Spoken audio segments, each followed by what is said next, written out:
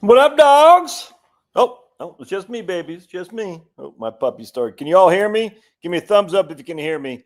Wife's out of town, so I'm sitting here on my couch. Got the football game up there. Looks like Oregon is probably going to lose, most likely to Indiana, which is pretty cool. I did see Tennessee looked like they got out with a win against Eastern Washington. No, it's Mississippi got out with a win against Eastern Washington.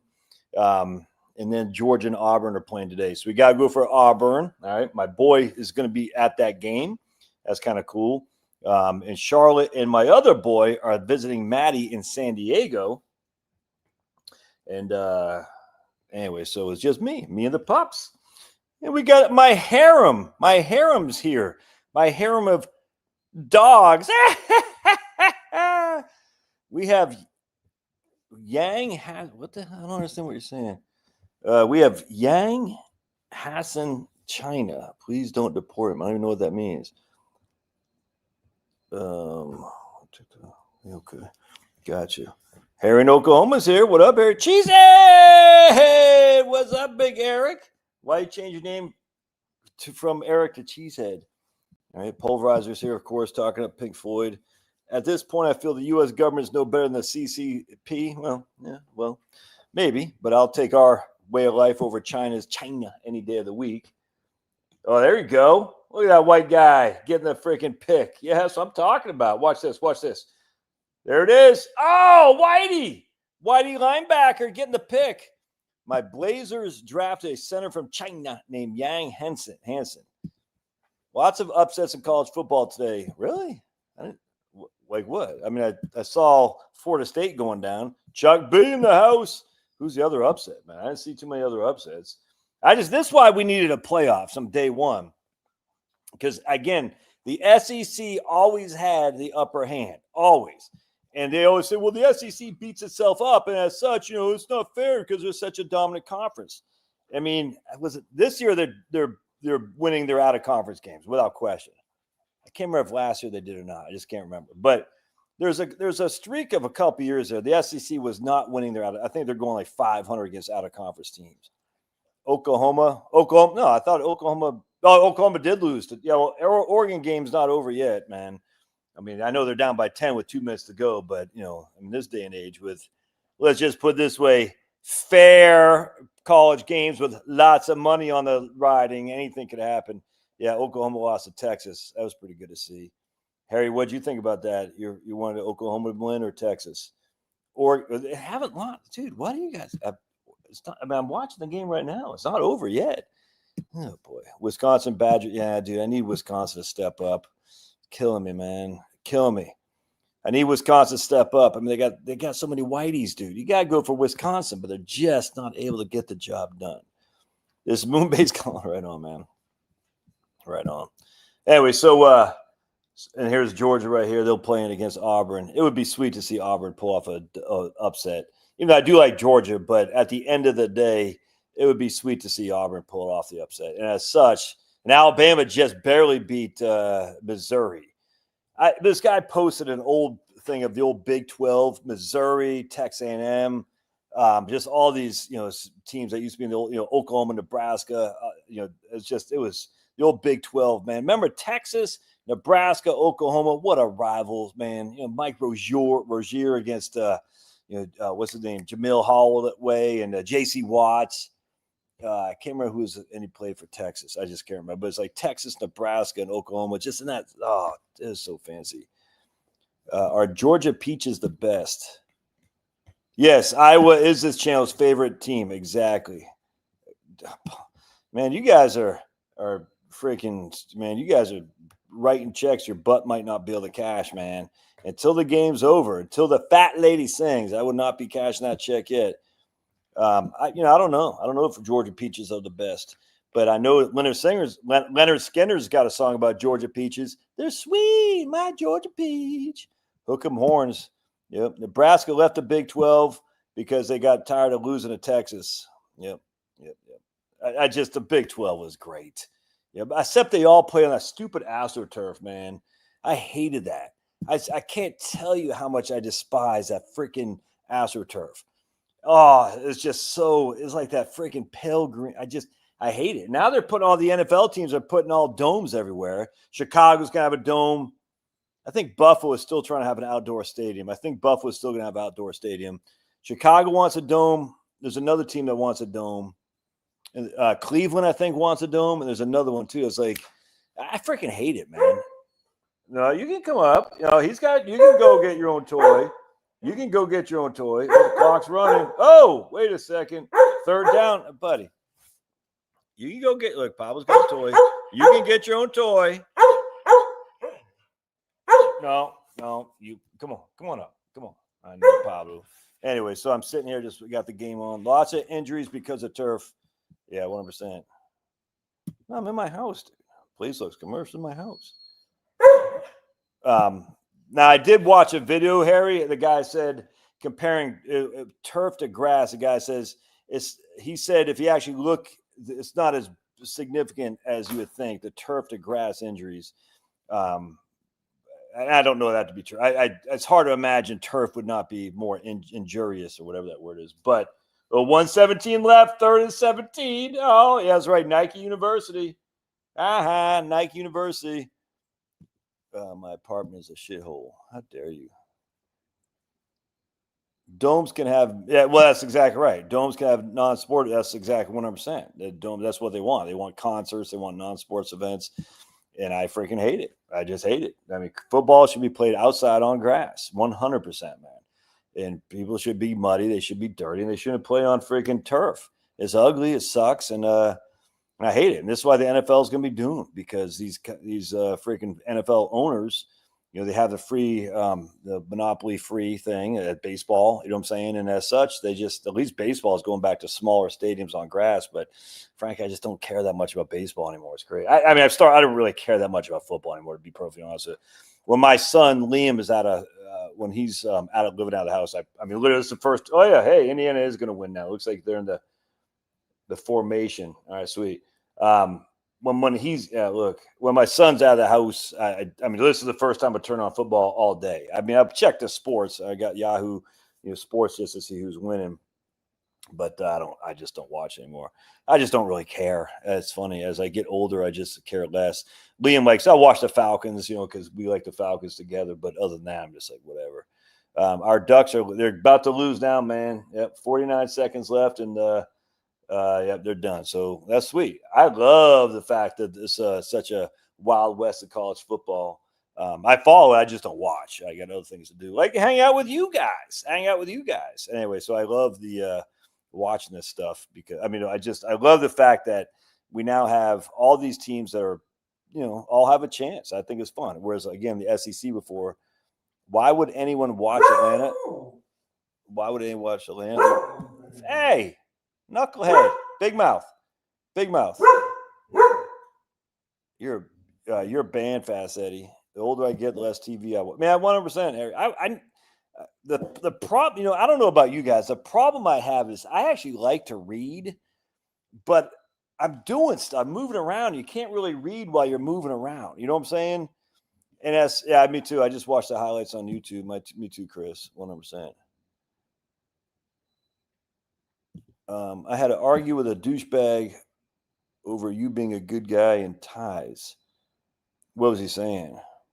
Oh, man, Tennessee's up. Damn, I was hoping they lost that game. Bark, work, bark, exactly.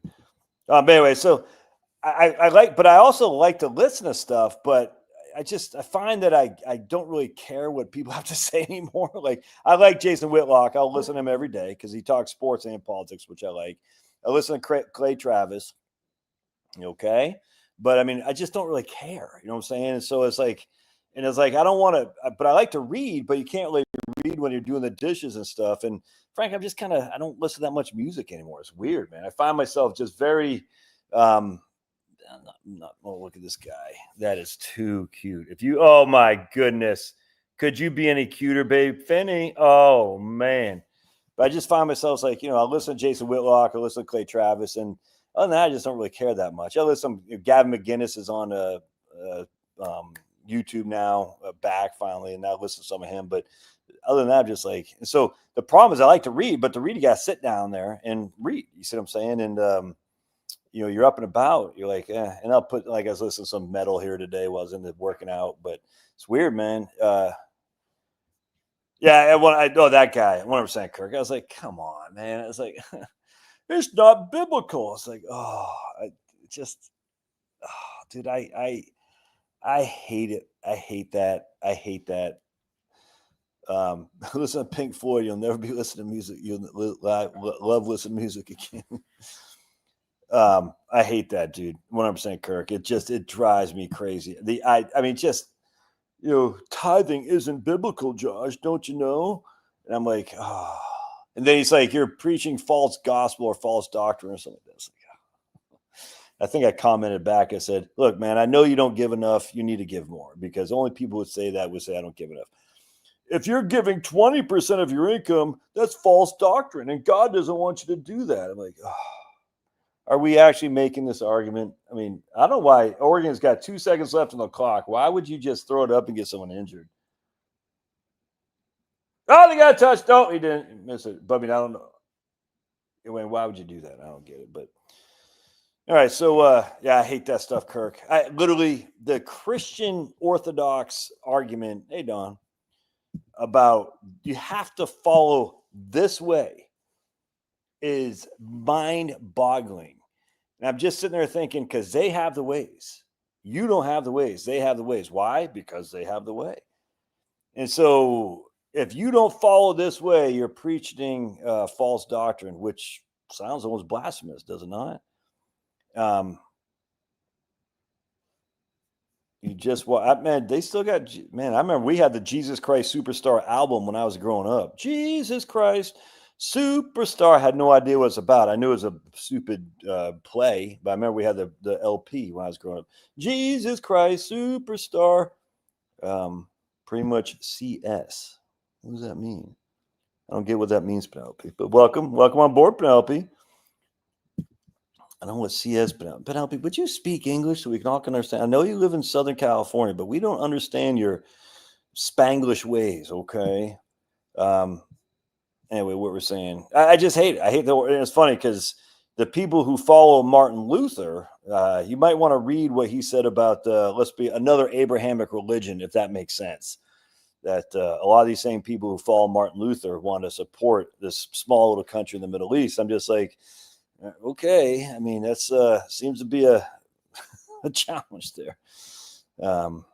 Did Penelope ever make sense? No, of course not. CS, pretty much CS. No, I don't think she's saying C.S. Lewis Liberty. I'm not sure what she's saying. C.S. Gas? Is that what she's saying? C.S. Gas? No one knows what Penelope's talking about. I even think, she's talking to Celtic Spirit. Okay. And what did Celtic Spirit say? That he's, yes, 100% Penelope. That she's saying you are gay, Celtic Spirit. You are 57 flavors, 100%.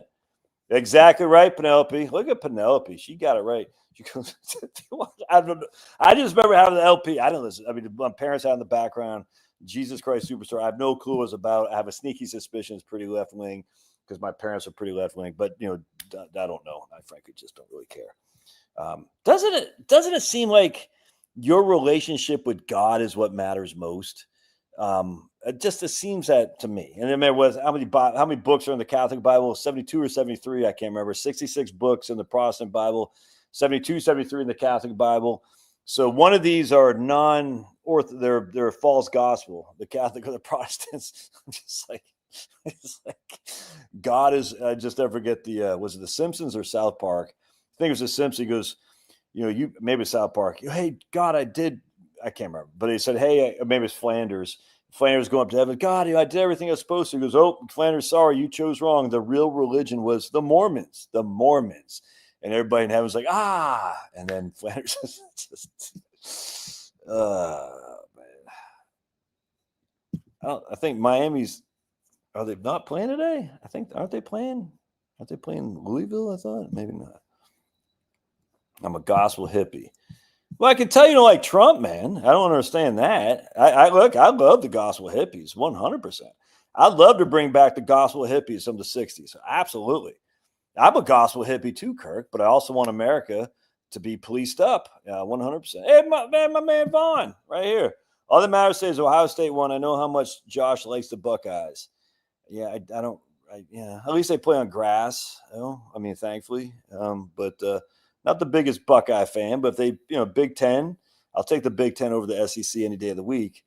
But I'm not a huge Buckeye fan. Can't lie to you. Vol school, oh, man. I'm a Seventh-day Adventist. What I love about Catholics you guys want to see something crazy? Oh, I'm not going to show it to you. I mean, I can't find it. The freaking, that stupid church in England,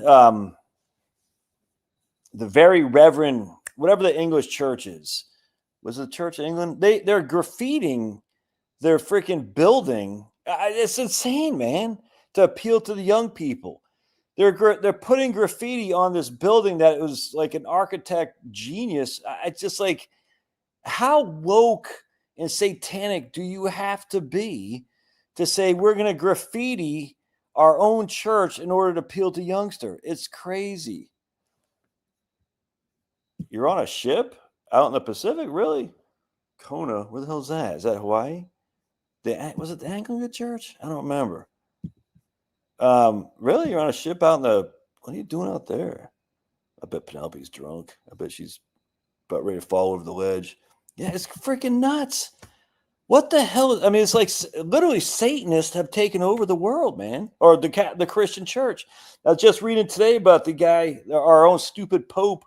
Let's see if I can't find it. Because I'm Catholic. How dare you? But I mean, I'm sitting there thinking, what the hell?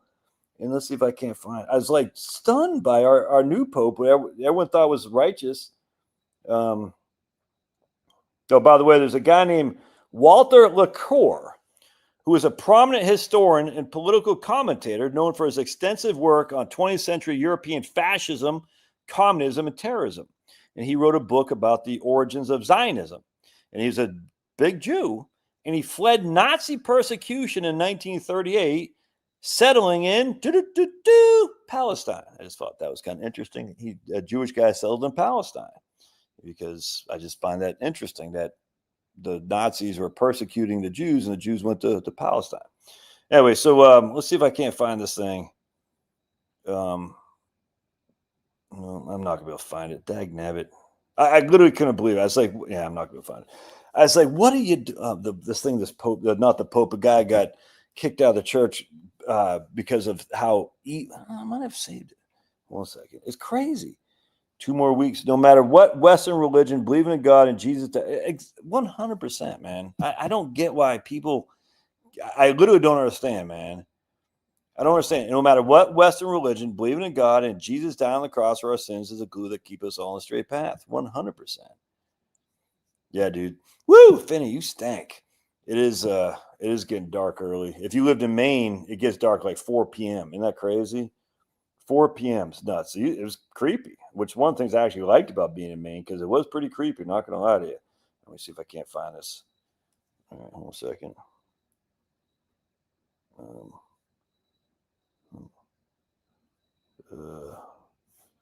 Hitler brings peace to Israel. That's pretty funny. Babylon B. Look at Hitler.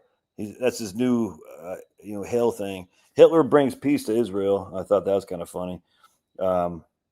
We got this chick, Dickie Chappelle. Man, what a freaking legend. Dude, this chick, if you ever get a chance, Georgette Louise Meyer.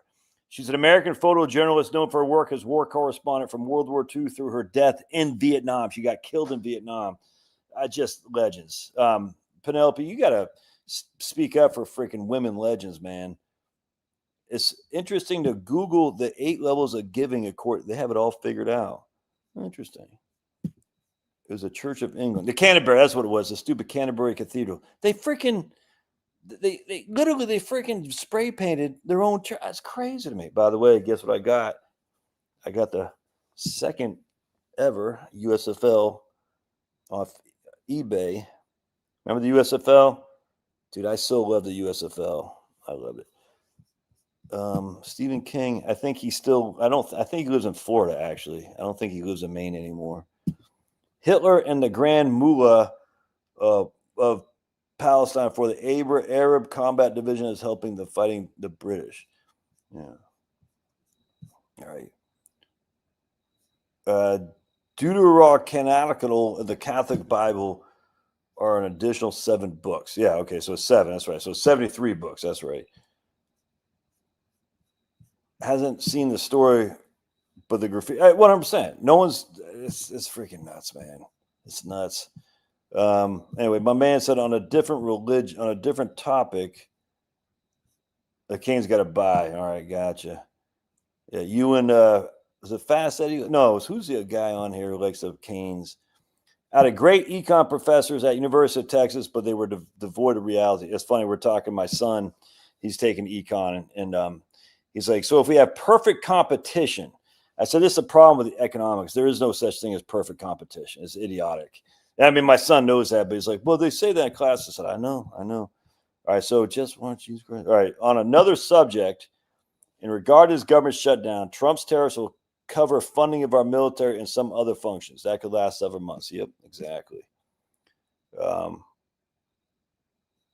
right, so all right, let me go. Speaking of tariffs, let's go into this because I find it very interesting. We're going to talk to right here. Yeah, right here. All right, sweet.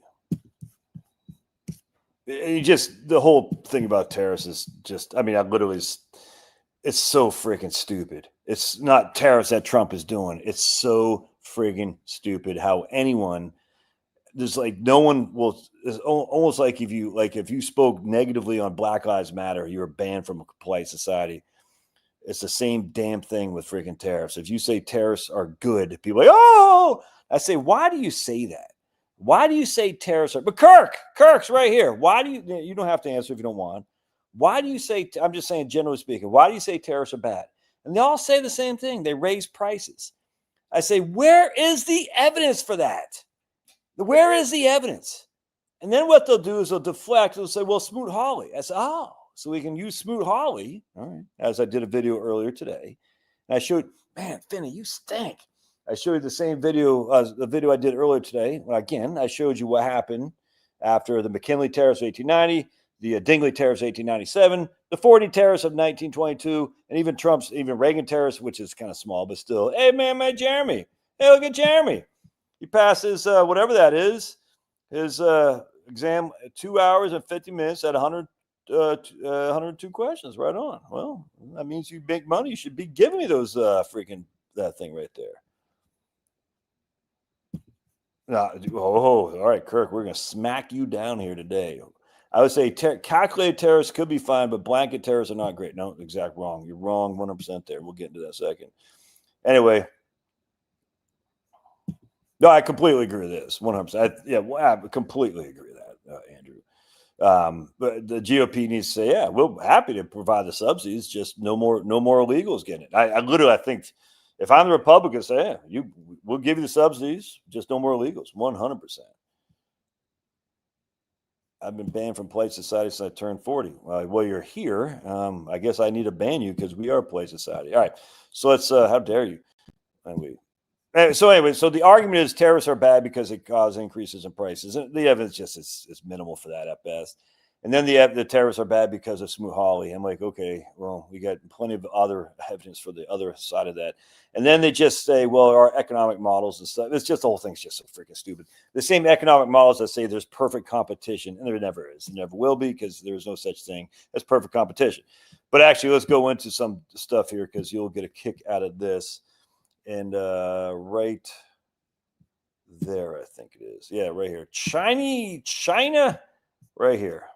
25 years of China's advantage and America's amnesia. Amnesia. Right there. I was snoring. This week marks the 25th anniversary. Let me see if I can't make that bigger for you all knuckleheads. Yeah, there we go. Sweet. Look at me. Yeah, I don't even. It's fine. I literally don't care what Jerome Powell. I mean, that's fine. You know, he's starting to come aboard, but I just don't care what the economists say because we have evidence now. So economists can say all day long, "Hey, this, that, and the other." It's okay, but I mean, the evidence. I don't need an economist to tell me about what tariffs do when we have the evidence that say what tariffs have done. You see what I'm saying? So if an economist is going to say, "Hey, tariffs say we'll do this," and I say, "But that's not what the evidence say," then the economist will say, Well, on the other hand, it's what Truman said. I just need a one-hand economist because they're always like, on one hand, red is blue. On the other hand, red is red. It's freaking idiots. Hey, what's up, Rebecca? Hey, Rebecca, ¿qué pasó? How is Central Florida, Rebecca? Central Florida. Considering how it played out in Angola, they don't control everything. Anything? We talk about China. But I appreciate what you're saying there, moon landing guy. Yeah, most economics professors never started or ran a bit. 100%, dude. Absolutely. Hey, we got Bruce Dexter on Facebook. Not too many people on Facebook. Got 7 people on Twitter. I'm back on Twitter. I was banned for a week because I said I said the gallows pole. I was singing a Led Zeppelin song about the gallows for some clowns, and Twitter did not like that. And I said, wait a second, you got all kinds of freaking clowns on Twitter saying all kinds of clowny stuff, but whatever. Anyway, what was I getting ready to say? Oh, so let's go back to this. This week marks the 25th anniversary of China being designated the permanent normalized trade relations, with the U.S. paving the way for China's entry to the World Trade Organization. Remember the WTO protests in Seattle? And man, such a freaking clown. I hated those guys who were protesting. And I just, in hindsight, they were freaking right. They were like Antifa before Antifa. And I just said, came around, I said, I hate these guys. But they were right. They were right. It's a freaking Occupy Wall Street people was right too. And I turned on them because I was a typical right-wing Republican. The corporations are good. Free trade is good. No minimum wage is good. I was still back then. Unlimited immigration is a good thing. I was such a freaking idiot.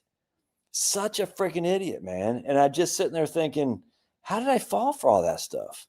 I'm just a poor kid from Maine. And I got this book right here I'm reading. Would you stay on point? I will in just a second. Right here, You Had a Job for Life. And it's about the story of a company town, a paper mill company in New Hampshire. And check this out. This is the freaking guy, the CEO. So we got right here. The paper mill, family-owned paper mill in Lancaster, New Hampshire. Man, you stink. Is it you or is it Finnegan? Or Groveton, New Hampshire. Groveton, New Hampshire was family-owned. All right.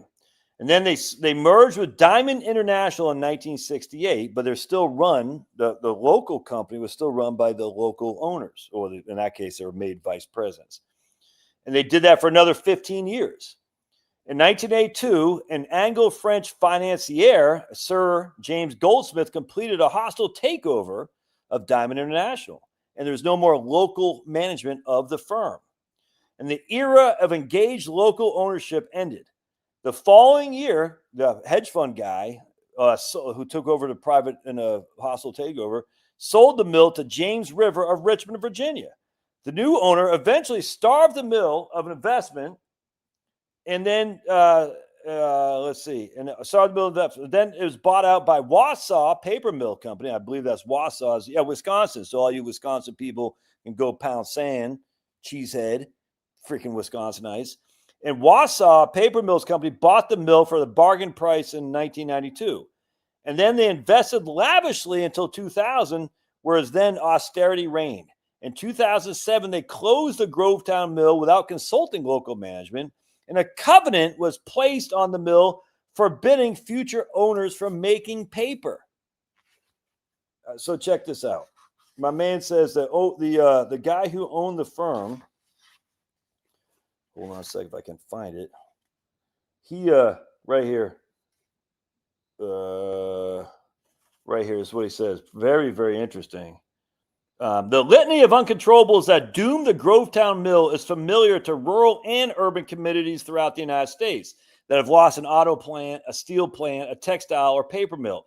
Absentee owners, i.e. hedge funds, private equity, freaking scumbags, with scant commitment to the local community, declining investment in modernizing the aging machinery and infrastructure, soaring energy prices, what's happening in Germany right now, coupled with competition from mills and factories located in foreign countries where wages are lower and environmental protections are lax to non-existent. The old CEO says everything you see is made in China, right? And that's why the author says that's why I'm not a fan of free trade. And the old CEO says I'm not either. Very interesting. But he's obviously a commie. And he's like, no, not. He's an old CEO. And then they say right here, what do you say? If I can find, I'm not going to go find it while we're on this. But he talks about. I thought you're a capitalist. He goes, I am a capitalist, but what we have essentially is corporatist, where we don't have capitalism. We have corporatism that's basically been allowed to call itself capitalism. Let's see. I think Grovetown paper. I think Vietnam. Why? Because they can make it in Vietnam for half what we can make. That's the name of the game. Anyone that can make the most money, that's what's going to happen. Never mind the little guy. Yep. It makes me bitter, but the facts are the facts. Yep, exactly right. And the guy says, I don't get a sense there are a lot of people from headquarters who came to Groveton, New Hampshire to see what's going on. Anyway, it's very interesting. But I've only started the first chapter, but it's just very interesting to see that this guy, the old CEO, had a very harsh take of capitalism, even though he's like, I thought you were a capitalist. He goes, I'm not. I'm not. Anyway, let's keep going. China has the cheapest energy costs. Why? Because they use coal, so much coal. Anyway, let's keep going here. Go back to that article. And it's a great book, dude. I'm going to, one of these days, I'm going to go look at this Grovetown, New Hampshire. By the way, I looked up the real estate a couple places there, $240,000 for houses. I have no idea. Notre Dame won up Tom's here. They beat the Wolfpack. But I have no idea, no clue in terms of the Wi-Fi and all that stuff if you can work from home there. But, you can get a house in Grovetown, New Hampshire for freaking $240,000, dude. A 3-bed, 2-bath. I think actually this was 4-bed, 2-bath on 2 acres or something like that. And it's in the freaking White Mountains. Millinocket, Maine, 100%, man. I thought this was in Millinocket, Maine. I thought this book was, and then I saw it was Grovetown, New Hampshire, 100%. It's freaking pissing me off. I hate it. The last paper mill in Fitchburg, Massachusetts, who was it owned by Georgia, not Georgia Power. What's it called? Georgia? No, it's not Georgia Power. Georgia Pacific. Who owned that? Do you know, Oscar? Yeah, it's freaking. No, dude. Yeah, but you don't pay sales tax. You don't pay income tax. Look, I'm not moving to Hampshire. I'm telling you right now. But I get it. 100%. I mean, just property tax goes through the roof. Unless you're living in Coos County. Coos County is where that is. That place right there. It's the northeast. Well, I wouldn't even say the northeast because New Hampshire is so small in the north part. But the northern part of New Hampshire, Coos County, the property tax are quite cheap. Grief.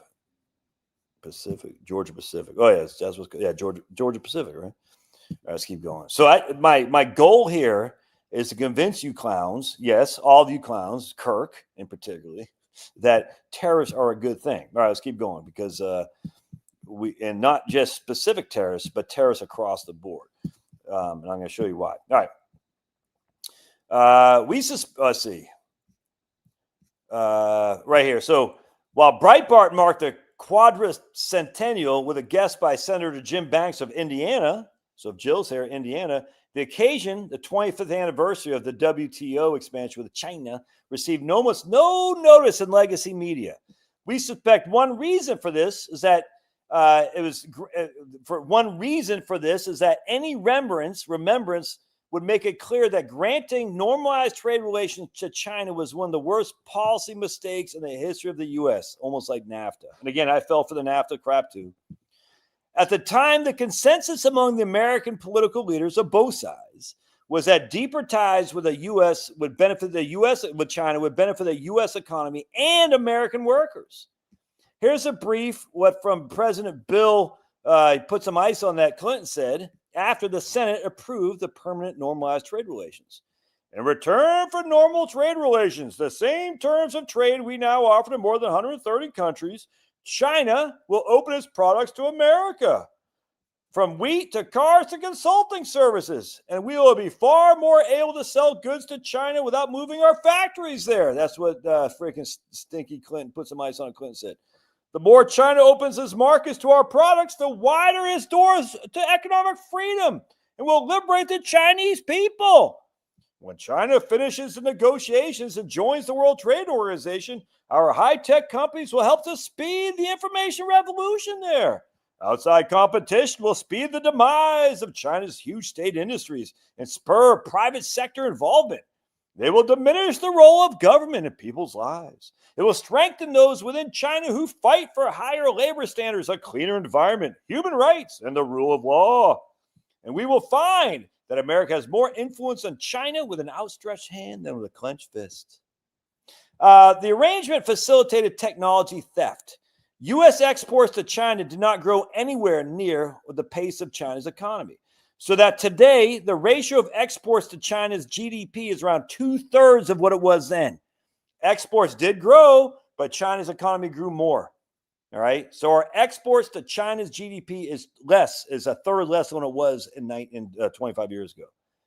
China's exports to the U.S. went the other way. In 1999, U.S. exports to China equal about 1.2% of China's GDP. Today, that share is about 0.8%. Over the same period, China's exports to the U.S. rose from 0.9 to 1.5 of the U.S. GDP. In other words, we switched positions. Of course, China has been thieving our intellectual property too. China is still dominated by state industries. The consolidation of authority around a single dictator, Xi Jinping, too. The Chinese government and government's role in the daily lives of its citizens has grown. The heads of those within China who will fight for human rights has been chopped off. We have less influence in China than we did.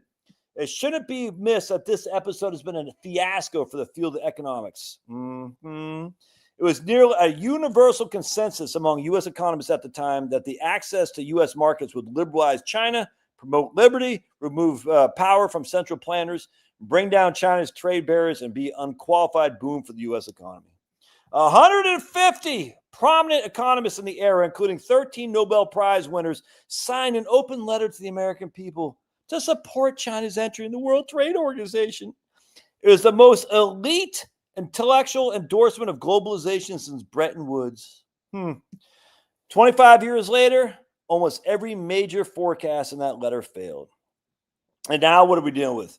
Rare earth retaliation. And so this is where guys like Kirk got to pull their heads out of their behinds and say, when one country has us over a barrel, we are not free. And that's what China has us over a barrel. Thankfully, we have them over a bigger barrel because we have the economy that they need to export money to or export crap stuff to. But they still got us over a barrel when it comes to rare earth stuff. Now, think about if we didn't have any capacity to make steel. Think about what would happen then if we had no capacity to make steel and we had to rely on China. So they got us over the barrel here. What if we could not make any steel because we said, we just trade with China? The economists say it's a great thing. It'll free up money and make China more free. Think about that for a second. If we didn't have any capacity to make steel, what would that do to the U.S. economy if China says, screw you guys? Well, they would have never done it if Trump didn't do something. Okay. So what we do in the United States determines how China hurts us. Okay. So essentially we have to do what China says. That's great. China chose to celebrate the 25th anniversary by conducting global trade with Chinese characteristics. In other words, by weaponizing its dominance of rare earth minerals.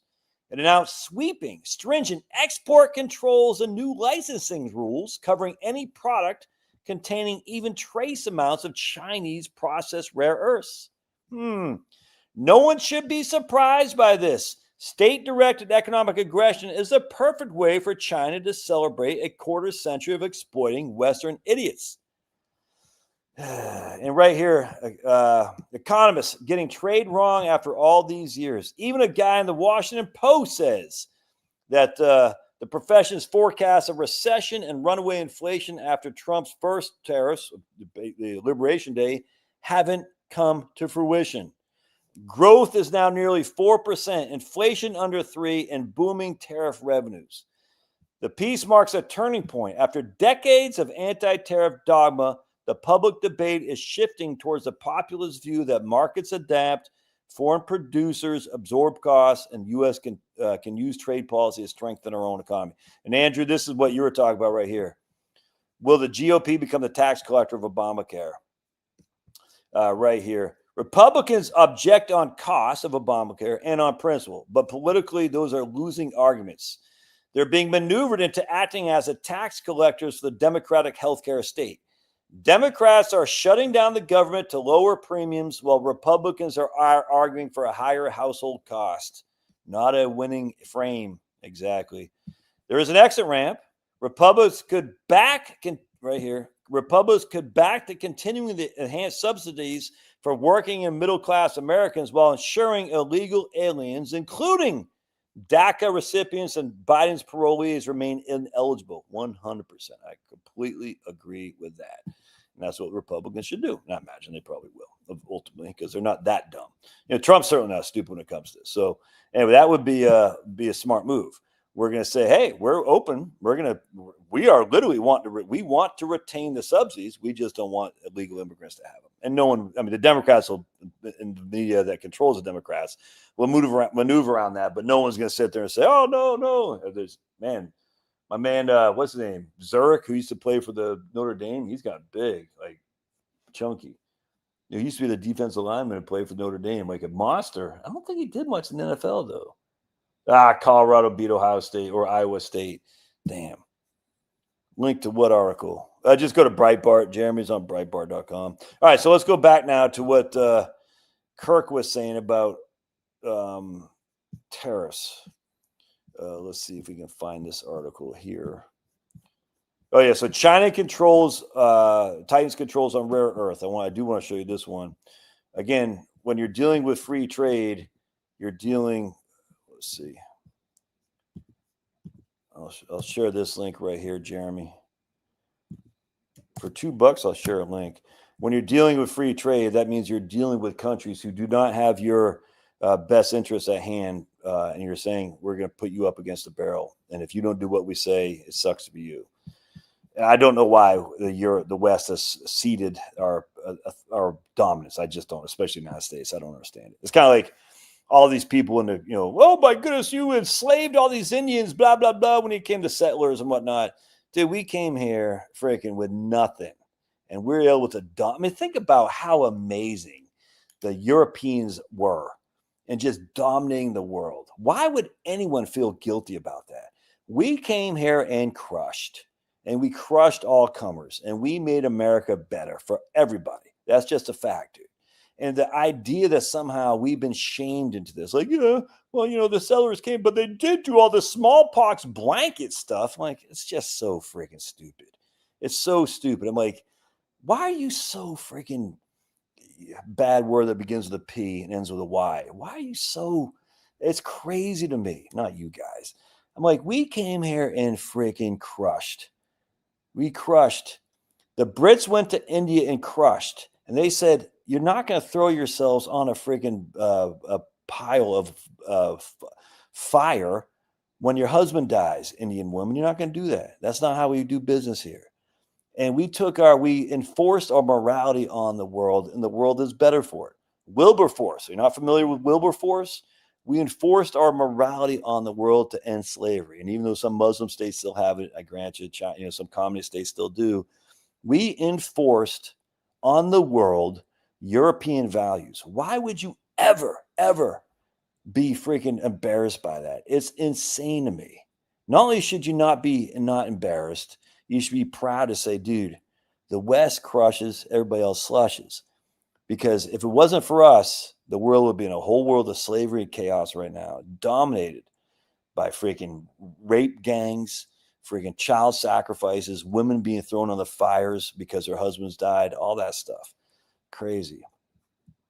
Oh, who are we talking about? Talking about Chick? Ooh, I like talking about chicks. She looks young, but actually 42. That drummer's taking my spot. Oh, God, dude. And freaking, and all these people, you stole our land. Yeah, because we were better. We were better. Oh, you offered us fake trades. Yeah, I mean, so there were some of that, and both sides did it for sure. I don't deny that. We were better. We were better equipped. We had better technology, and we just were better. That's all there is to it. I'm not ashamed at all on that, and you shouldn't be either. No one should be ashamed. We should know the better people took the land. We took it. Yeah, we traded for it. We might have given you some bad deals, but hey, that's what we did, and we're freaking. Oh, I saw that. Is a chick drumming for Rush? I saw that. I said that I didn't look. I just saw a freaking YouTube thing. I didn't watch the whole thing. I just saw the thumbnail. Yeah, she looks good too, man. I was intrigued. Is she good? When it comes to land, it should be okay. All right. So Joe Christmas. Joe Christmas says, when it comes to land, it should be put to the highest and best use for all. God gave us the earth, might as well use it to the benefit of the many over a few. Who determines that, Joe Christmas? Who determines that?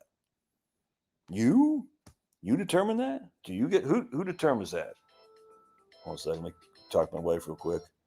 Hey, what up, girl? I'm on a live stream right now. You want to say hey to everybody? Wait, you want to say hey to everybody? Hey, everybody. That's my wife. She's talking to you guys. What's going on, Sandy? Did you see Georgia Tech win? Yes, and we're going to dinner now. We're going to try to watch the Auburn UGA game. Oh, fun. All right. Is it still light out there? Yeah. Oh, yeah. What's the weather like? Hot. We're kind of hot. Oh, man. But it's good. Well, you are hot. All right. Well, just call me when you're done. All right. Love you. Love you too. Bye. Bye-bye. That's my wife. Obviously. Are you talking about my wife, or are you talking about Joe Christmas' silly thing? We should use it for the benefit of all over the few.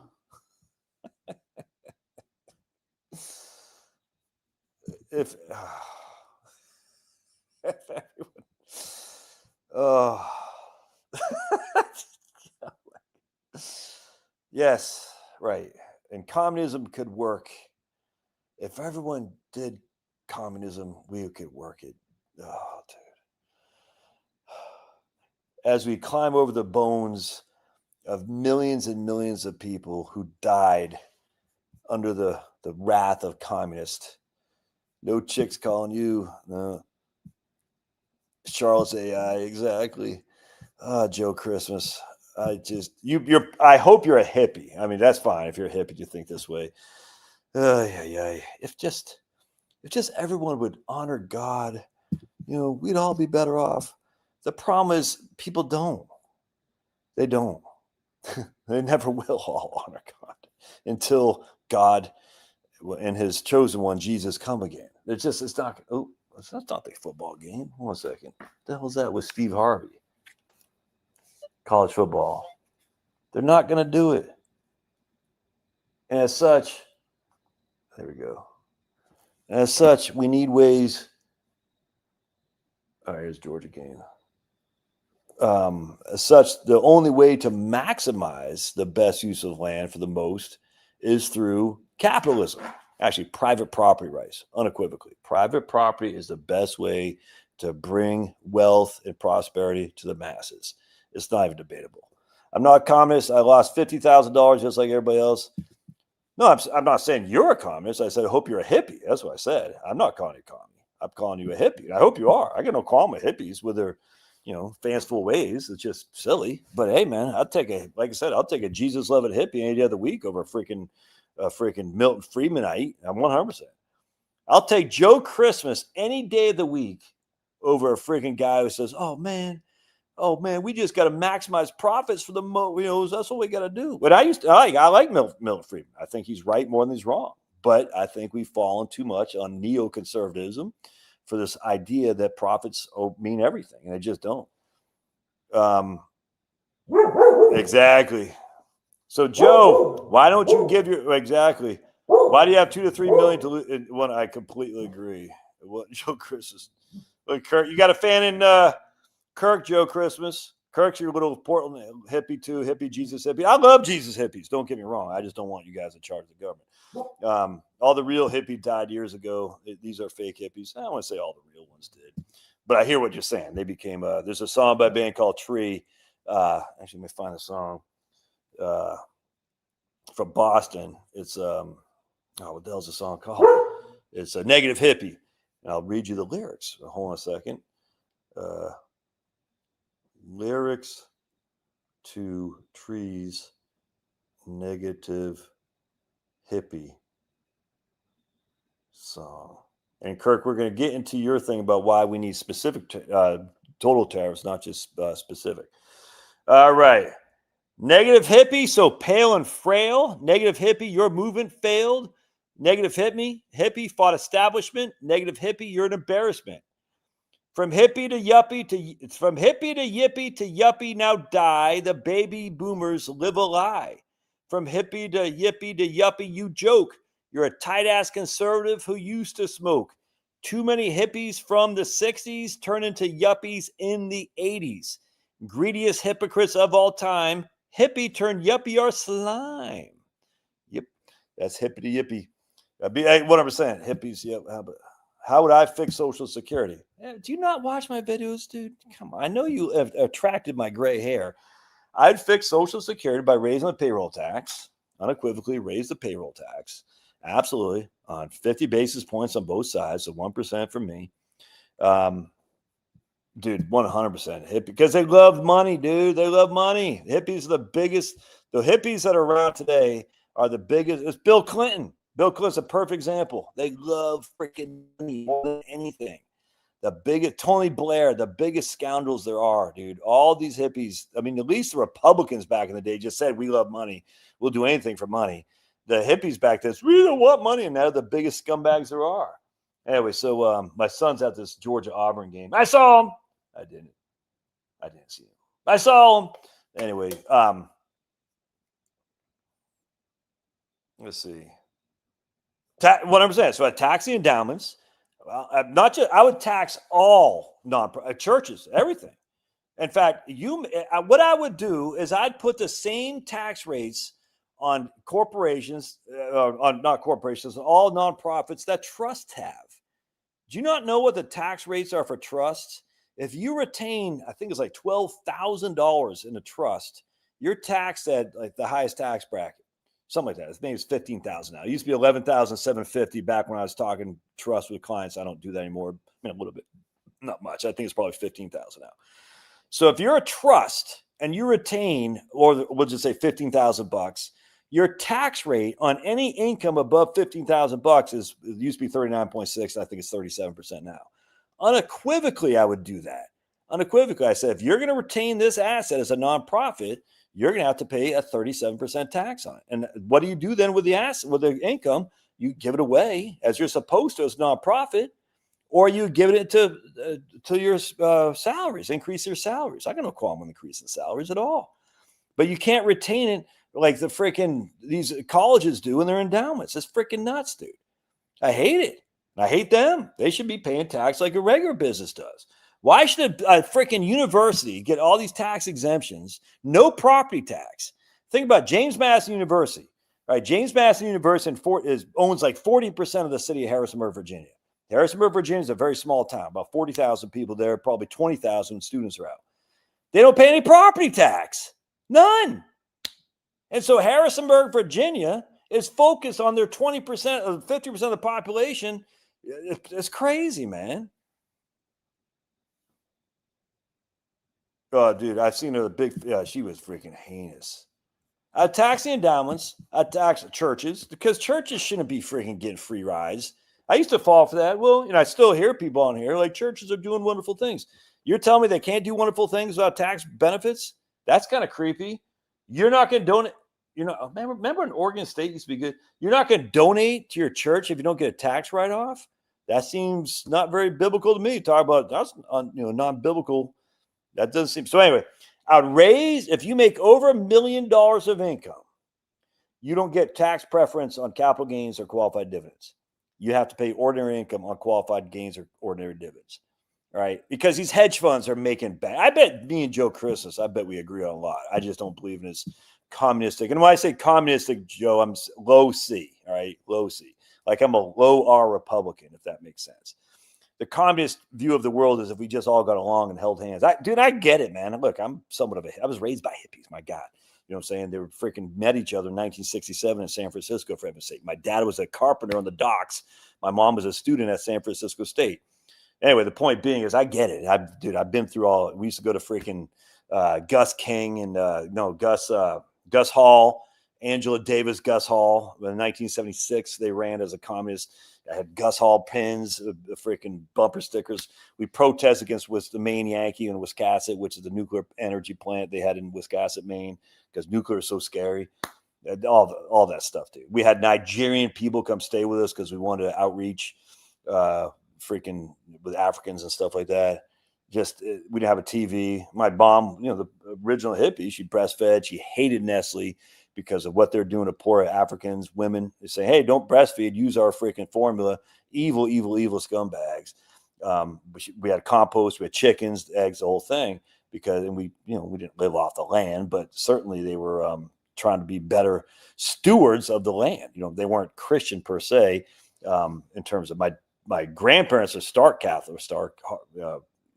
Catholics, but my parents weren't so much. Certainly my dad was not. Anyway, point being was, no, I get it. I get the allure of hippies. I do, 100%. I'm a big fan, long time. The issue is it's just not going to work because people are people. People they take their self, they're self serving. That's all. And you are too. I am too. We all are. But anyway, so going back to Fast Eddie, who apparently just comes and goes every now and again, never watches the videos, never thumbs up. Just comes in, comments on my beautiful, beautiful hair, and then fantasizes about me all day long. Apparently, so what I would do is I raise payroll tax. You got to have some skin in the game. I would raise taxes on all nonprofits. I say you're not getting tax-free stuff anymore because most of that tax-free stuff just goes to make the salaries of the CEOs incredibly rich. It's freaking disgusting. A lot of the money they raise goes to raise more money in these huge fancy schmancy good time rock and roll freaking endeavors of caviar and lobster to get more. It's just such a freaking scam. I hate it. All universities have now property tax is more localized, but all universities, no more tax exemptions for property tax. If your local community wants to do it, I don't care. And then I would tax the endowments. I'd raise the qualified dividends and capital gain tax, long-term capital gain tax on anyone making over $1 million. That's what I'd do. And frankly, if we can't, I'd even think about a wealth tax. I've said this a million times a Sunday. I'm not against Elizabeth Warren type of wealth tax. I'm just not. $100 million you die with, you know what I'm saying? Because what these guys do to avoid the wealth tax we have now, i.e. an estate tax. An estate tax and wealth tax is the same thing, just synonymous. What they do is they give all their money to these charitable endeavors. Warren Buffett gives all his money to Bill Gates Foundation. Bill Gates gives all his money to freaking the Warren Buffett Foundation. It's a freaking scam. Oh, Alabama pulled out. Yeah, I saw that. All right, so Auburn's got the ball at the Georgia 10, Georgia 11. Georgia having more white guys on defense? Whatever happened to that guy, Dan Jackson, their safety from, I know he's a senior. Did he make a team in the NFL? I hope he did. That guy was a freaking beast. Tennessee. Oh, man, Tennessee just squeaked out one against Arkansas. Remember, Arkansas lost to like freaking Nomadic State or something like that. I never liked Tennessee, ever. When they had T. Martin, I couldn't stand him then. I did like they had a black quarterback who got in trouble with the law in the 80s, and then he played in the USFL. I can't remember. Tony Robinson, I think is his name. Tony Robinson. I think that's his name. He was a black quarterback, and he got in trouble, and then he went in the USFL, and then he played in this. Oh, man, Alabama intercepts Missouri late to win fifth straight. And then he played in the USFL, and then he played when the Redskins, when they were striking. Remember the 87 strike? Tony Robinson, a big fan of that guy. Anyway.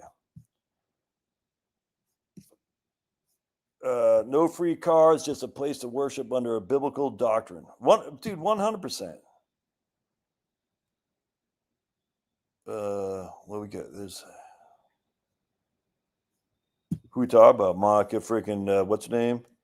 Monica, what's that chick's name? You know what I'm talking about. Bill Clinton, Monica, Cigar Monica. She is pretty hot right now, man. I'll tell you that right now. Yeah, she's pretty good looking. Trust.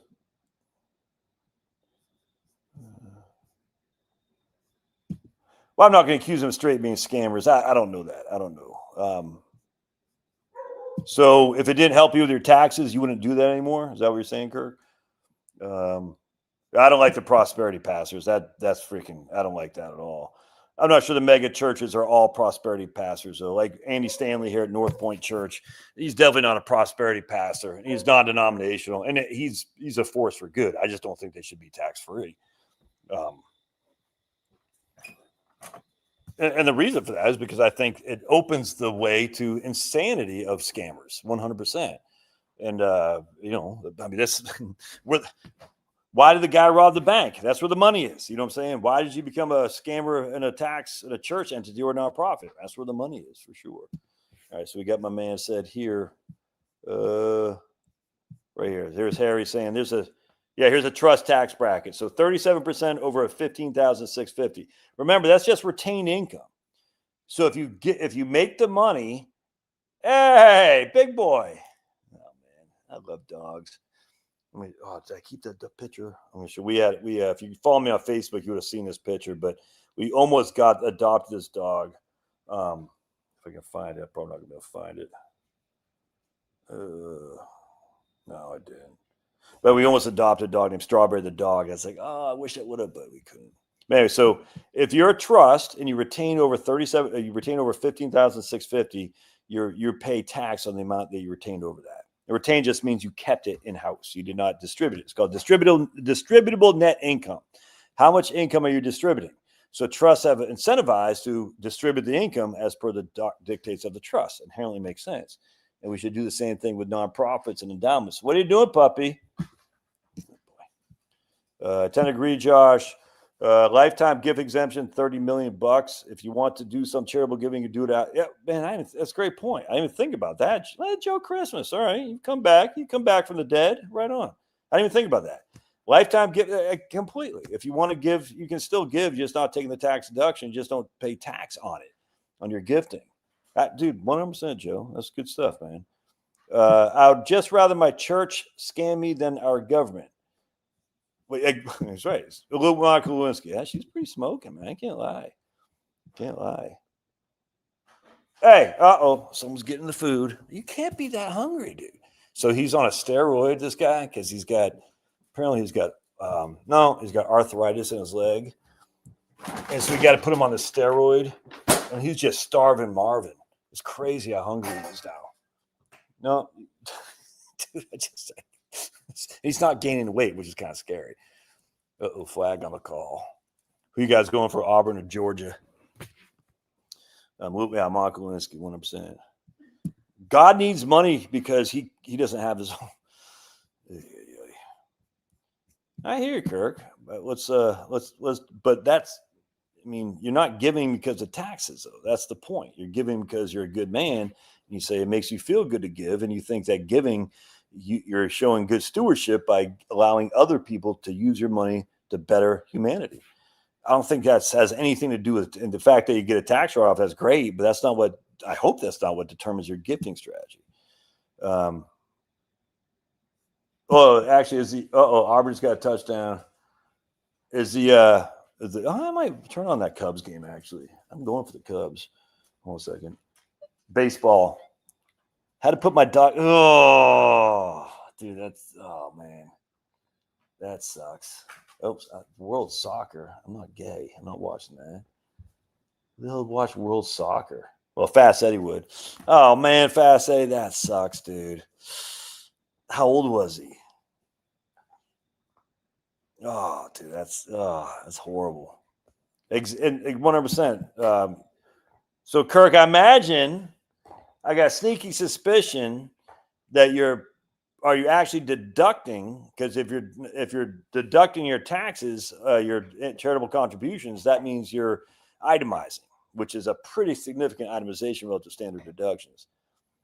Man, that sucks, Fast Eddie. That's horrible. I've had to do that. When I had to do that back in 2003 or something like that, it took us, maybe 2005. It took us 15 years to get Pablo, and then because I just could not go through that again. That sucked. Horribly sucked. Oh, 15. Okay, I'm not saying that's easy. I'm just saying. The problem with gifting is that over the exemption amount, you have to file a separate tax return. I gave my third nephew 30 G's. Yeah, it's not that hard. It's just a 709. I mean, it's just a couple pages. It's not that big of a deal. If you're self-employed, right on. You're signing you're self-employed, Kirk. What's your biz? And you don't have to say if you don't want. That's fine. Whatever. But what's your biz? All right, so let's keep reading. We're gonna hit Kirk again. So I'm basically banging Kirk here in a friendly way. Pulverizer. You said you're banging Kirk. Pulverizer is going to clip that. He's going to put it all over the internet to show that I'm 57 flavors. Josh said he's banging Kirk. Josh, these people are all my audience is going to shy away. So, Josh, I didn't know you're 57 flavors. Oh, you've been faking it the whole time. That wasn't Charlotte who called your AI. Charles AI. What I want to show you here. Oh, yeah, right here. I do want to show you this, though. This is freaking scary, in my opinion. Come on, Pops. You can do it. There we go. Oh, you got it. Oh, there we go. Good boy. Oh, you're about to knock over the computer. Okay. All right. Hi, puppy. Hi, you're a good boy. Yes, you are. So China controls 70% of raw earth materials that we get. 70% come from China. I mean, that's just not good, man. Now they got another thing down here, right? This is key critical minerals and rare earth that goes into smartphones. This is not good. What else? No, I guess that's it. I just wanted to show you something else here too. Import reliance. They control 70% of rare earths, which is, they say in here, China has been shrewd about using its market dominance to make it very difficult for competitors from free market economies to challenge its position.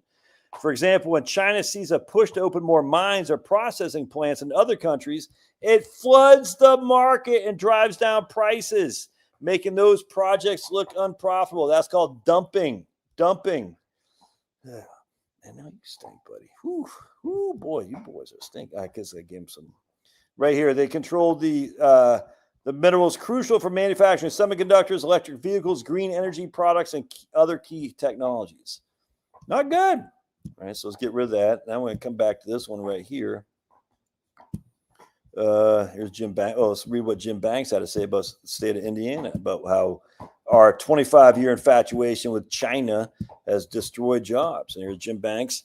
China has proven the experts wrong. Look at Denny Hastert, you scumbag, dude. Is that Pelosi right there? Is that Pelosi? I bet Pelosi was hot when she was young. There's Madeleine Albright. I don't know who that guy is. Probably Chamber of Commerce scumbag. That guy looks familiar. Who is that guy right there? Is that Pelosi? Jim Hastert, you freaking scumbag. Oh, I can't stand these people. Anyway, so Jim Banks says about Indiana. They look at freaking Monica, that girl.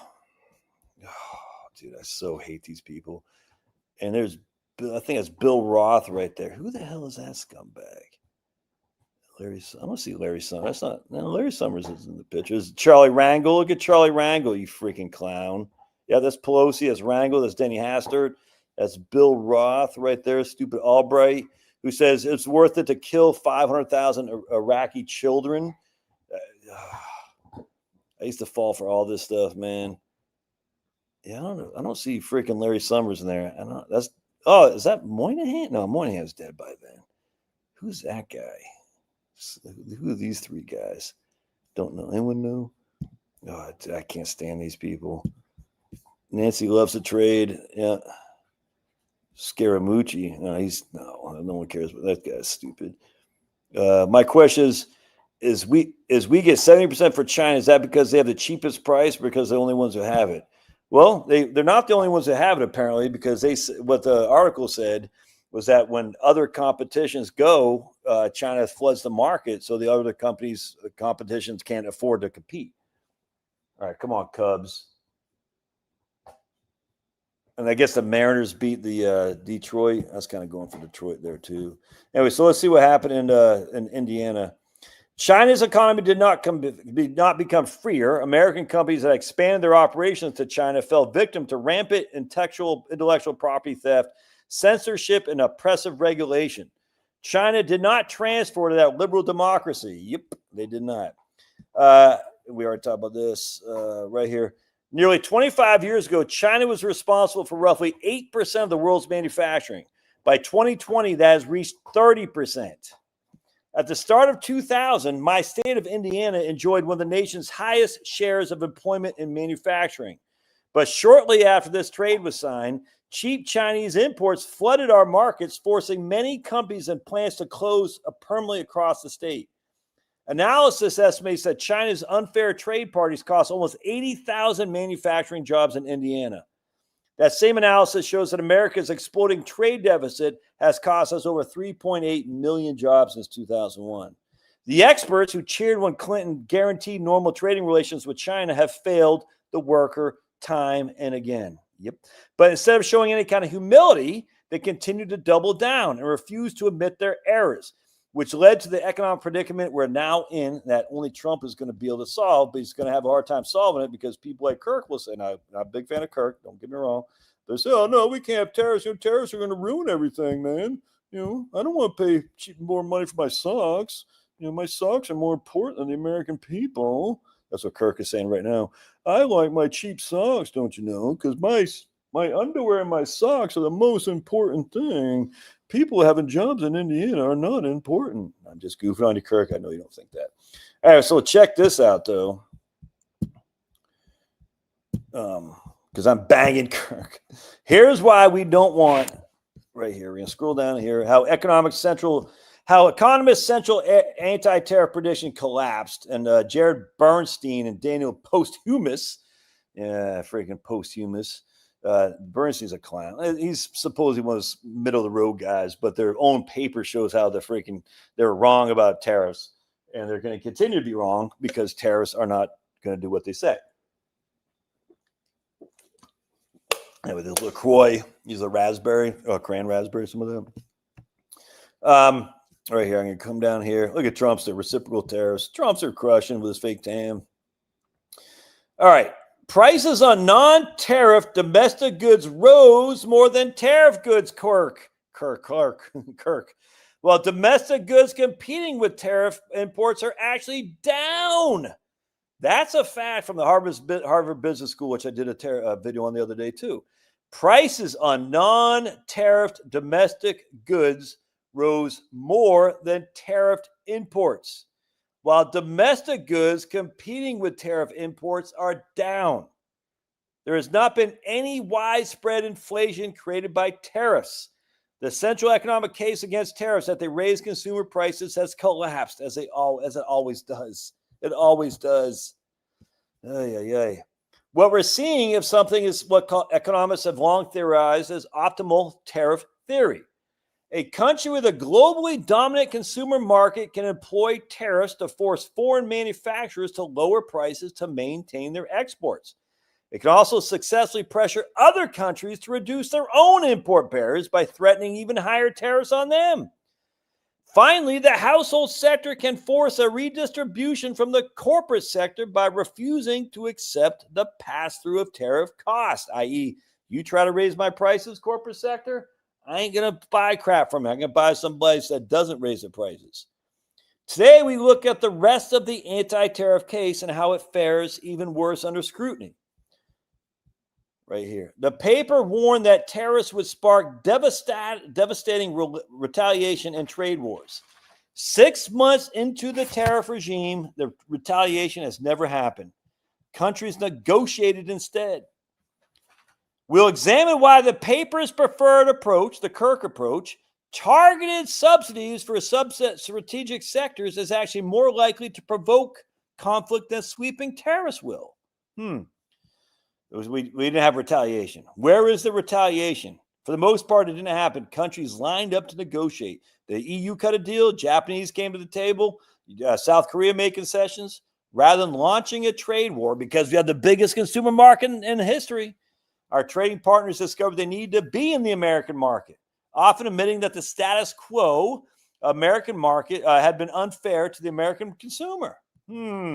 This is the most important development in the entire debate. Many economists insisted that retaliation was inevitable. That never made any sense. In the first place, many of the same economists that insisted tariffs were damaging to countries that imposed them. I never understood this argument.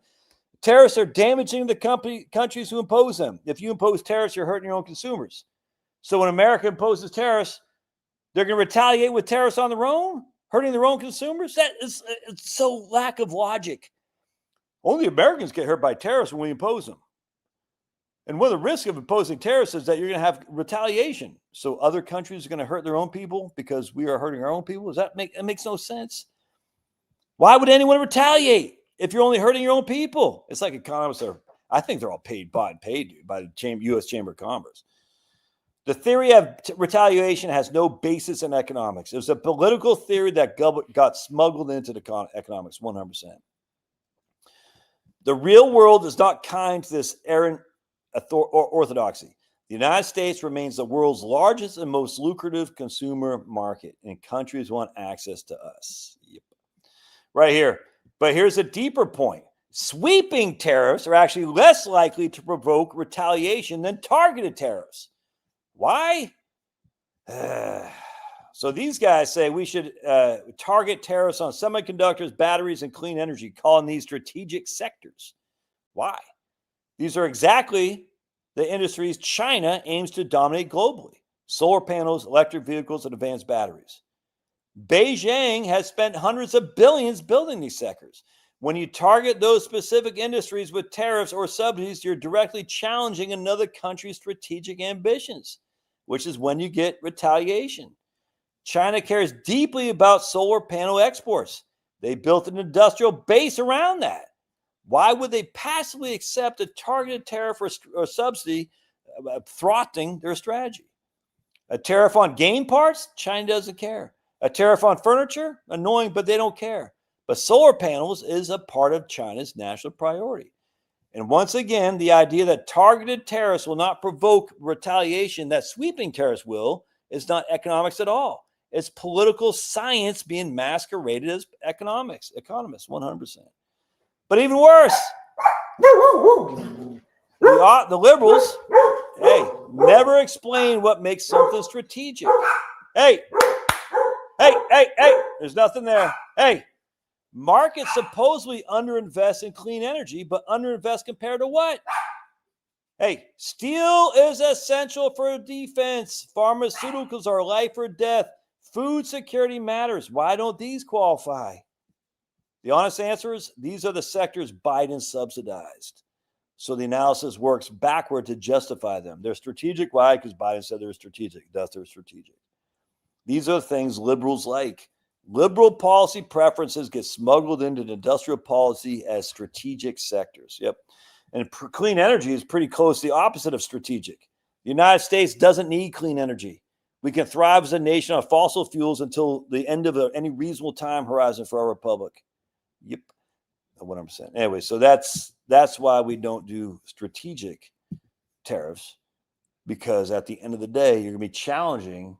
Oh, now the Brewers are up. Got them. No, missed them.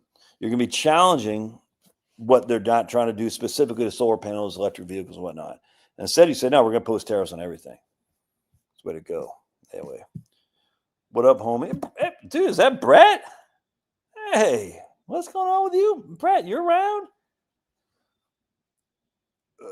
We just gave Israel like $20 billion, and China bought soybeans from them, not us. Yeah, that's freaking insane. I don't know why our whole.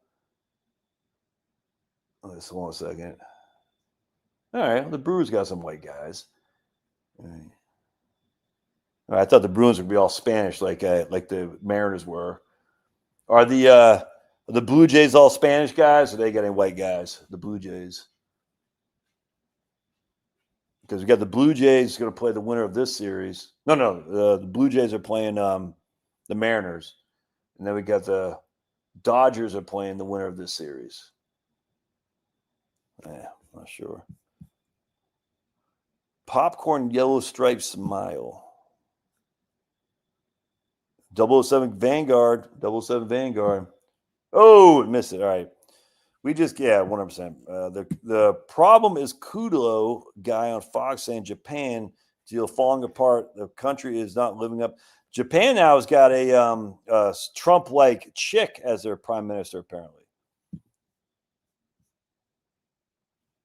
They got examples to back up their claim. I should blame me with a Seinfeld voice. I hate Dodgers, but I want Ohtani to win. Well, you're Asian. Of course you do. You're going for the Asians. I get it. You're going for the Asian guy. If I can get Mariners versus Cubs, I will root for Terrace. There's a legend of people in that picture underneath it. A legend of people in that picture underneath it. I'm not sure what we're talking about. Remember that Albright discovered she was Jewish when everyone else was... Is that true? Oh, my goodness. No, that's funny. I didn't, man. It's such a clown show. Lots of Dominicans in Toronto. Oh, yeah. I'm not saying in Toronto proper. I'm saying on the Blue Jays. Lots of Dominicans on the Blue Jays. Yeah, well, we're gonna have to go for the. We got the Blue Jays and Mariners. All right, so I'll probably go for the Blue Jays just because I have a Blue Jays shirt, and I like the Blue Jays logo. And I hate Canada, but I'll probably go for them, and then I'll go for the winner of the Cubs Brewers versus the Dodgers, and whoever wins that, I'll go for the Dodgers or the Blue Jays. Anyway, Blue Jays have the best hats. There's nothing wrong with discovering that you have Ashkenazi roots. Yeah, but come on. She knew she did, man. I mean, give me a break. The idea that she was ignorant of her own Jewish background. Come on. Come on. No. Come on, man. I want to. Was I reading here today? I thought this was funny because I get in debates all the time about like who is pushing, and I don't think the Jews are pushing. I think that's stupid. I think it's globalist elites who don't believe in a God. I think the fact that many of them happen to be Jewish doesn't indict the entire religion of Judaism. It's just stupid. Rockefeller certainly weren't Jewish, and they are globalist elites. The same thing. They're satanic. But I did get a chuckle out of this. I sent to Jill, and I'm sure it made her pull her hair out of her head. I hate the whole thing. Like one group of people. It's like right wing whites. Like how blacks, they think whites control everything, or some crazy blacks think like Jews literally control the weather. Like we're living rent free in many blacks' heads. As whites or Jewish people. A lot of home run for the Brewers. A lot of the Brewers, you need to go back to your Gorman Thomas uniforms, man, with the pinstripes. Remember the Gorman Thomas and the Robin Younts? Oh, those uniforms are Paul Malter. Those are the best. These uniforms are stupid looking. Oh, Contreras. I'm telling you, one of the reasons baseball is losing fans is there's all these Dominicans and Spanish people. I'm just telling you right now. The numbers of baseball are not good, man. They're just not. It's actually sad. I got no qualm with it. I'm Big Poppy, you know what I'm saying? But at the end of the day, if your whole freaking league is be dominated by people who are not American, the same thing's going to happen to the NBA. I don't care if it's Europeans coming in, it's Africans, Chinese. If your whole league is dominated by non-Americans, you're just not going to get the base of Americans who are going to support you. You're just not. One of the benefits about football is that we see these guys come up from college and go in the NFL. Tampa has a Section 8 level budget too. Oh, dude, Kirk, one. Oh, and don't even get me. I can completely agree. Section 8 budget too. I don't get what that means. All right. So anyway, I gave this to but I just say it's like you're living rent free. We're living rent free in people's minds, but a lot of right wingers, Jews, live rent free in their mind too. But I did find this funny. In 2005, Sweden stopped collecting crime statistics based on race because 95% of the RAP, were by non-Swedes. This is the man responsible for it. Jerzy Czarnecki. He was born in Poland in 1947, and his family, you'll never guess. But anyway, but he has a PhD in sociology from Stockholm University. He served as a member of the Scientific Commission in the International Society of Criminology, and he decided to not have race be determined in 2005 on the perpetrators because that would make people hostile to immigration. It's almost like the globalists want massive immigration and great replacement. Let's see. If that were true, Miami wouldn't have problems filling the Marlins Stadium. Hispanics don't give a crap about baseball. I didn't have thought about that. That's a good point, man. That's a good point. I didn't think about that. Some Hispanics, I mean, Cubans do, Dominicans, but they're just tiny populations for sure. Divide and conquer. Marie! Out there doing bicycling. Man, I'm seeing a lot of posts on X, Marie, talk about bicyclists are a narcissist. You seen that, Marie? You better be careful out there. Better be careful, Marie. Watch your backside. Put your head on a swivel. But that's a good point. If that were true, Miami wouldn't have any problem filling the Marlins Stadium, Hispanic, or Tampa Bay. They don't fill. You know what I'm saying? They don't fill the Rays. I don't even think the Diamondbacks fill that much.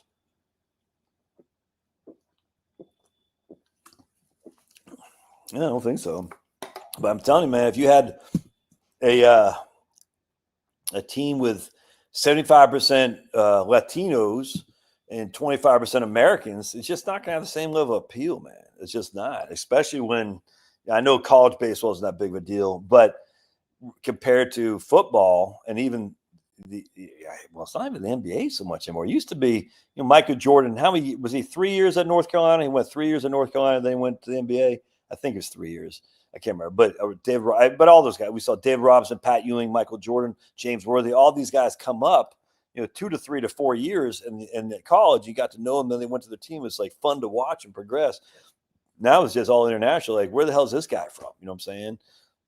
But I don't care if they're European, Chinese, African, what. It doesn't matter. It's like, we don't know you. Diamondbacks can't fill stadiums because they absolutely suck. Yeah, it was awesome. I lived there when they put that whole Banquet ballpark. It was such a freaking scam. And then the whole thing with the Cardinal Stadium, too. I was like, it's such a scam, dude. All these guys, the whole thing is such a scam. All right. That's all I got. So, anyway, tariffs are good. We've accomplished that Kirk is bad tonight. All right. Kirk is on the list. And then he said this right here. Kirk, you're going to be watched by people up above are watching you very closely, what you post on the interwebs. Here we go. If Brewers win, it'd be insane. Did y'all see the thing? Man, you got to watch this video. If you like baseball, that guy, Jeff Pearlman, big lip. Speaking of Jewish guys, big lip. But I love his freaking stuff. I can't lie to you. I love the guy. The guy's big lib, big Jewish lib. But he's freaking fantastic, man. And the thing I love about Jews, by the way, is that a lot of them are just freaking crushers. I mean, it's crazy. They have this level of not giving a crap, like fearless. It's amazing to me. It's like Jeff Pearlman, probably my size, relatively small guy, not a big guy, average size. But he would like go to people's houses like this. He went to one guy, NBA guy, I forgot his name off the top of my head. Isaiah Ryder. Remember J.R. Ryder, Isaiah Ryder? Oh, Cubs just got a home run. He went to one guy's house, just like cold calling, essentially. It's crazy. I mean, this guy just like, whoa. But he talked about the A's with the stupid money ball. He's like, dude, money ball is a joke. The A's had like 3 of the best 5 pitchers in baseball in that year. And they didn't even talk about that stupid money ball thing. Anyway, but Jeff Pearlman, like, call anybody. He didn't care. I was like, that's the thing about Jews, dude. They're freaking cockstrong, man. They don't care. You know what I'm saying? It's crazy. Which is why I think a lot of people get bothered by them because they don't care. They're like, I'm going to do what I got to do. I find it very admirable, actually. And they take care of their own. You see what I'm saying? They just say, we're going to do what we got to do. We take care of our own. And I think there's a lot we can learn from Jews, 100%. That's why this whole thing with Jews are, they're evil. I just don't like it. It's stupid. Now, Israel, on the other hand, I'm not a fan, but I don't like Hamas either. People say, oh, you don't like Israel? You're a Hamas supporter. Oh, you don't like Hamas? You're a Zionist shill. I'm like, it's just stupid. Careful, Kirk. You could end up on the ban list. Yeah, 100%. Brewers Stadium was passed by a guy who ran and swore he would vote against public finance. Yeah, once.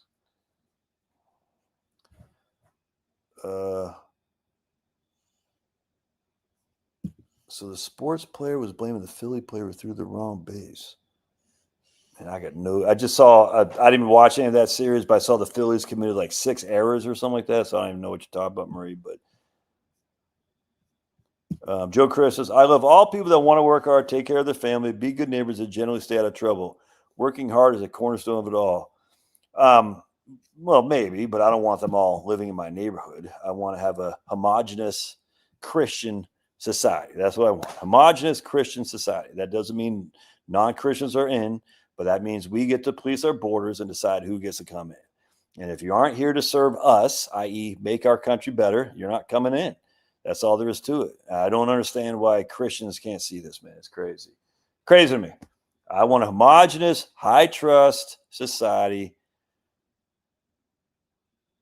They got too many strikeouts where people trust each other. We can leave our freaking doors unlocked. A highly armed society, and these people coming in from all over the world are not believers in the Second Amendment. They're certainly not believers in the First Amendment, and they're all coming here to live off the teat. Good night. Prayer time, please. All right, right on, man. Let's say prayers. Good job, Celtic. Heavenly Father, we just pray for forgiveness because, man, I'm calling God, man, because, Lord, I know I can be sanctimonious. I know I can be obviously very cocky, and I just pray for forgiveness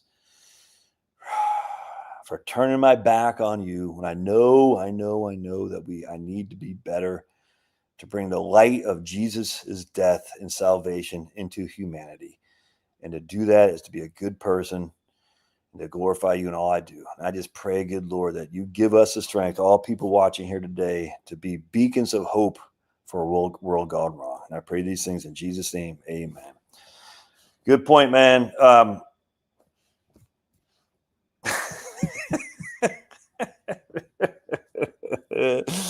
Well, my mom used to leave the doors unlocked because she lived in Maine, a very homogenous, high-trust society, Joe Christmas. I guarantee Joe Christmas does not live in Anacostia, D.C. I guarantee. Oh, Bruce just made an error. I can't believe I'm rooting for the Cubs. Yeah. All right, I'm going to get out of here. My friend's going to call my spouse, my AI spouse. Let's see what's going on in the Auburn game. And we'll see you guys next time. Thanks again. God bless. And Joe Christmas, you're all right by me. I don't care what they said. Kirk, you're still all right by me. I don't care what they say. And my man, obviously, my one Asian friend is good. I'm not racist. I get an Asian friend. And then Marie's, of course, crushing. Penelope. Yeah, Penelope's still here. She's all right. Penelope, Charlotte's going to come. She's out in Southern California right now. She's looking for you. She's on the prowl. She's looking for you. What the Cubs doing here? Oh, he's going to miss it. He got it that time. Dagnabbit. But anyway, and then where's my man Jeremy? If Jeremy's still here, thanks to the money. Look at Brett, dude. Brett Anderson. I can't believe that guy's still here. All right, good job. We'll see you guys. Appreciate it. God bless.